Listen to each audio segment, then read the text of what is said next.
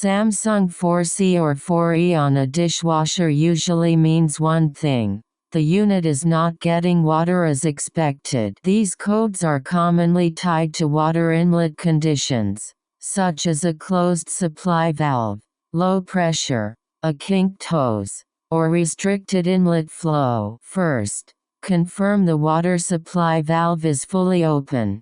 Second, check inlet hose routing for kinks.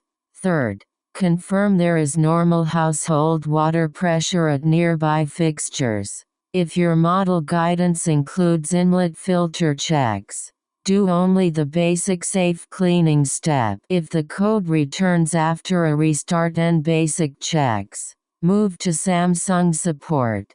Do not force repeated cycles hoping it clears itself. Short version: 4C and 4E usually mean water supply path trouble. Start with valve, hose, and pressure, then escalate if persistent.